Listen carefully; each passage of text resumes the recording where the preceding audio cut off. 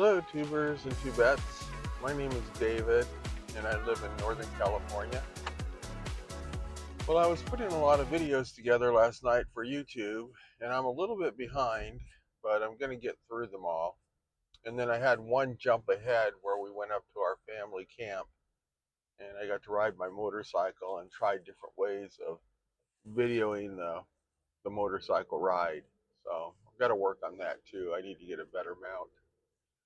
So today, what I wanted to talk about was with one of our friends, Fred, and I'm not sure how long I've known him, but at least 10 years. And he goes to our church. We've been going there for 35 years. I know my wife's going to tell me, "Oh no, you've known him for 20 years. Remember? Remember?" I don't remember. But anyway, Fred is 80 in his 80s. I think he's a young 80, maybe in his 82 or 84. But he is recently diagnosed with cancer.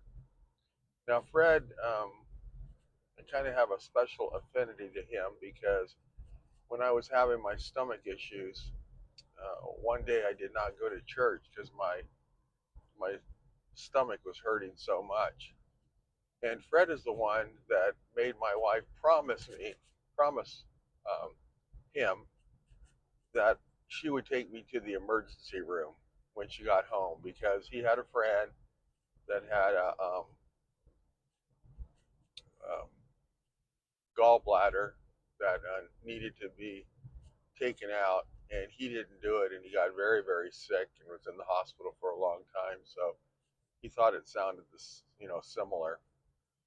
And after my wife did take me to the emergency room later that day, I did have to have emergency surgery for my gallbladder and my appendix. Both of them had to be removed.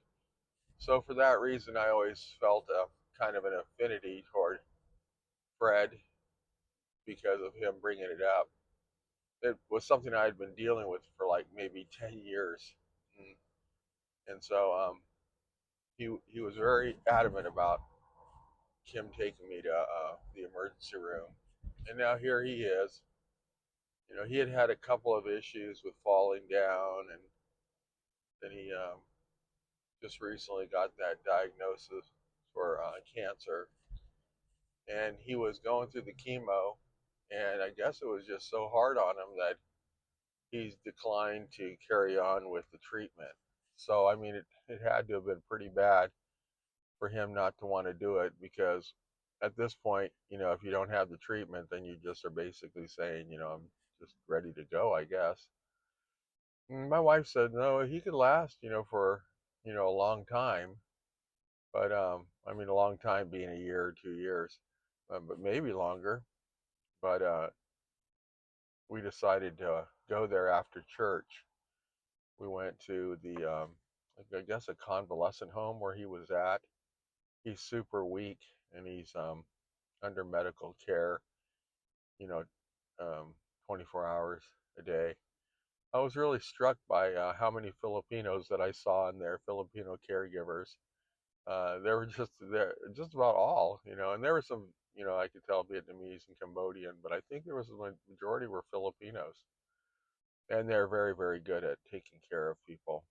But Fred is so weak, and he's lost so much muscle mass, that his legs are like this big. And luckily for me, I had my wife there and my mother-in-law and another friend who she had just recently lost her husband, and so she didn't go with us to that. We went to breakfast together, but my mother-in-law and my wife were there, and so that really helps me because they carry the conversation. My wife is a questioner; she has a lot of questions for people, and so yeah, she was asking a lot of questions, and it's kind of good for me because then I don't have to carry the conversation, and I don't really know what to say. So anyway, it just got me thinking about this whole thing about cancer. We've had so many people that we've lost to cancer. In fact, I have a buddy that's coming down. He's going to stay with me from Friday till Monday. And I usually don't have a lot of people stay with with us at our house. I don't know. It's just a thing that not really comfortable with him with people staying. But Franco and his wife Kelly used to always come down, and they would stay in the extra bedroom that we had. But now, this time it's going to be Frank and Jerry, his new girlfriend. And when I had mentioned that to my cousin over the weekend, the first question out of her mouth is, "How much younger is she than him?" Because she's not single. She has a boyfriend, but I guess that's what she thought, you know. Yeah. But Kelly had wanted him to meet somebody, and he did. You know, she was been gone for maybe 6 months, so it is kind of soon. But he met her at a concert, and he was accidentally stepped on her foot with his big feet, and she was working at the concert, but she was working as a so you know when you hear that it sounds like, oh, what is she, like 30? Because he's in his 60s. No, no, she's actually 1 year older than him, and she lost her partner to cancer, I believe. So they're coming down to visit us, and this will be the first time that we've seen him, and I don't even know how I think about it, but I'm glad he's happy. And you know, that was really, really tough on him losing Kelly. And then plus it wasn't like he just lost her immediately. No, there was a couple of years of cancer, and then she was in the, you know, kind of like living in the living room. You know, she's was pretty bad. So now my question is, I'm not sure. I was asking my wife, I wonder if I should go down there and try to sit with Fred. You know, I don't really know him super well. I do know that he worked for New York Life, you know, insurance, and he's been going to our church for a long time. There's a lot of people that are really good at that, you know, going down there and sitting and talking to people and listening to them, and I guess asking questions about their life, you know, that kind of stuff. I'm not sure that I'm that kind of person. I mean, I guess I could be. So I'm kind of wondering if I should do that or not. My wife said, "Oh no, I'm sure that they would like it and they would appreciate it because you know, you can just imagine hours and hours and hours." But I'll have to get the wife's number and then ask if it's okay, and then maybe go down there and, you know, just sit with them and talk with them. Um, right now, the pool business is really strange because it always gets hot. It's hot now, and you would think you'd be selling like hotcakes, but we end up getting a lot of people that procrastinate and they wait until it's super hot, and then they want to get a bargain, you know. So it's almost like you're driven to go faster. And for some reason, I've been getting these really complex pools where they're ones that we really don't want to do, you know. But I still got to go through the whole motion and give them a price and everything else. And I had a couple of them that I lost, but I wasn't upset about losing them. They were one of these ones that I thought, oh my God, this is going to be a nightmare, and they ended up going with somebody else. So I should have thanked them. Instead, it just irritates you a little bit because the amount of time that you put into it. But it's not them. I would rather not do the pool because they were like I said, complex, and they're trying to get a price as low as possible. So I hate to turn that on to the company because the company's going to have to finish them, you know, or fix them, build them. So that's my thoughts. Is I'm thinking about calling up um, Fred's wife and maybe seeing if he feels up to it. I might go down there and just sit with him for an hour. Maybe she can go do her own thing, or maybe she'll just sit there with us, you know. But thinking about doing that. I know that would be really nice of me to do, but I'm not known for doing that kind of stuff. You know, I just when it feels awkward to me and I don't know him that well, then it's tough. I did remember that when my sister was going through cancer, I ended up going down there for almost 2 years, and I went with her to the cancer treatments almost every 2 weeks, and she had uterine cancer, and it was really tough, for her, obviously. But it being tough for her was tough for me to watch. My sister, we after we grew up, we weren't really close or hanging out. We still see each other, but just to be there with her and go through the chemos and stuff, it was pretty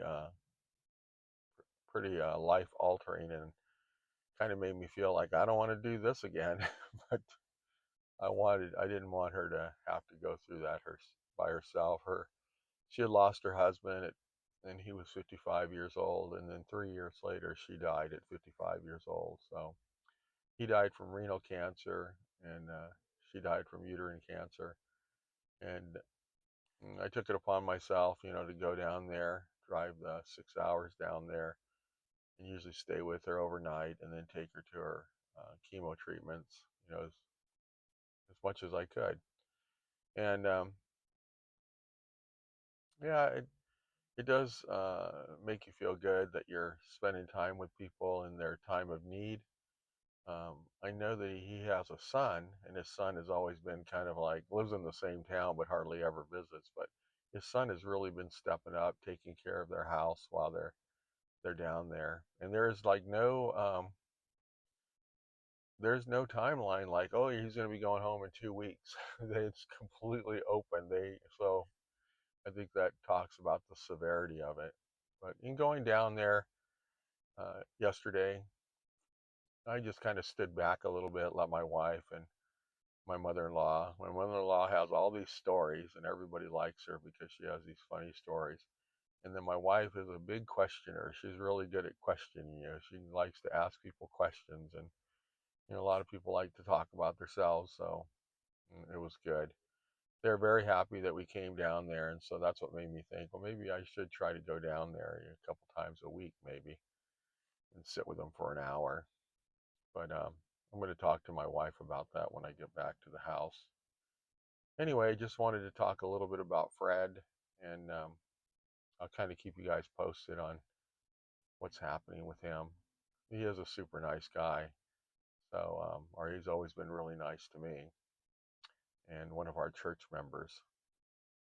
So I'm going to be trying to cut some time in my day to go and finish these videos that I have and get them up on YouTube. I don't know if anybody's watching or if anybody cares, but it doesn't make a difference to me. I'm really not in it for the money, but into documenting how I feel and things that I've thought about and things that I remember, because you're not always going to have your memory. My mother, she died from I would say diabetes, was the main thing, but she got dementia right before the end, and so she really kind of lost her mind. And all of us, as you get older, you start to experience memory loss. Like, what did I have for dinner last night? I don't even remember where I was at. And so you start to think, wow, am I going to have that same thing my mother had? I hope not, because it's terrible. Terrible way to go. You don't recognize your wife or something. The other lady that was there that we had gone to breakfast with, Evelyn, she just lost her husband, Lloyd. I think it was going to be 8 months ago. And at the very end, they'd been married for almost 60 years or over 60 years. But he did not remember who she was, at the very end. And that, she said, hurt her more than anything. But she understood, it was because he had a heart attack and then he actually died. But he was in his 80s too, which is, it's considered young to die. I guess, at least in our church, it's always considered kind of young. And I'm a youngster, because I'm in my 60s. But yeah, I think that it's important for all of us to reach out and help other people, especially older people, because you don't really realize what they're going through, and the loneliness. There's so much loneliness, because they're not working, they're not out and about, and it's really easy for them to just sit at home and just get stuck in their isolation. My Uncle Art, we actually invited him to breakfast. My mother-in-law is not crazy about him, but it has more to do with his mannerisms. So I told him, when you come there, make sure you look at Pat, and then, say good morning to her. And then when you leave, look at her again and say goodbye, because Pat can't hear that well. And so sometimes when you say it and you're walking away from her, she's like, oh my God, that guy's so rude. He didn't even say bye to me, and makes her feel, angry. So he did. He did really good. And because you have to look at her, and get her focus. And he even asked about her upcoming surgery tomorrow. So I thought all of that was really good, the way he did it. And then when we left, and I'm gonna let him know, Pat's gonna say, or Pat did say, oh yeah, he was really good today, and if he can just act like that, I'd be okay. So we'll see. He's lonely where he's at too. He's by himself and watching a lot of television. So anyway, thanks for listening. Let's keep a little bit of open heart for our elderly people, because we're all going to be elderly at some point. Thank you much, and have a great day.